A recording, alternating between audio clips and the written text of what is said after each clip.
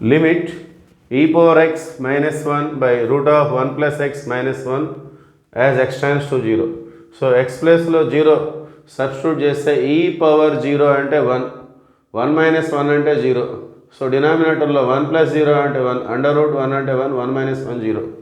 So 0/0 వస్తుంది. ఇక్కడ కూడా మనకి డైరెక్ట్ సబ్స్టిట్యూషన్ వల్ల. సో వేరే మెథడ్ మనం ఫాలో కావాలి.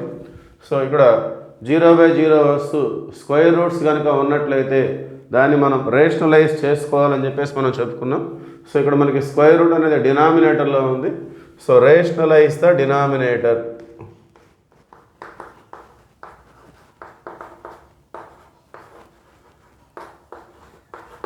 Rationalize the denominator. Limit e power x minus 1 by root of 1 plus x minus 1. ఇది ఆల్రెడీ ఉన్నటువంటి ఫంక్షన్. సో ఇప్పుడు దీన్ని ఏ అనుకుందాం, మైనస్ ఇది B, A minus B.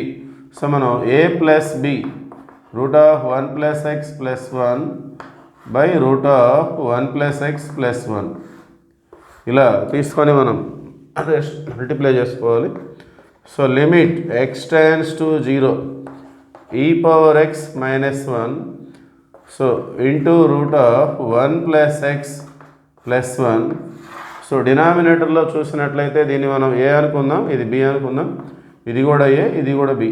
So a minus b into a plus b, a square minus b square root of 1 plus x whole square minus b square అంటే 1 square. Okay, so that is equal to limit X tends to 0 e power X minus 1 into root of 1 plus X plus 1 by ఇక్కడ square root cancel అవుతుంది, 1 plus X minus 1 square అంటే 1. ఆ విధంగా plus 1 minus 1 cancel అయిపోతుంది. So ఇప్పుడు మనం రెండు లిమిట్స్గా మనం దీన్ని సపరేట్ చేసుకోవాలి. e power X minus 1 by X అనేది ఒక స్టాండర్డ్ లిమిట్. సో దానికి ఒక లిమిట్, అలానే ఈ ఫంక్షన్కి ఒక లిమిట్. సో ఈ విధంగా రిప్రజెంట్ చేసుకోవాలి. Limit e power X minus 1 by X as X tends to 0.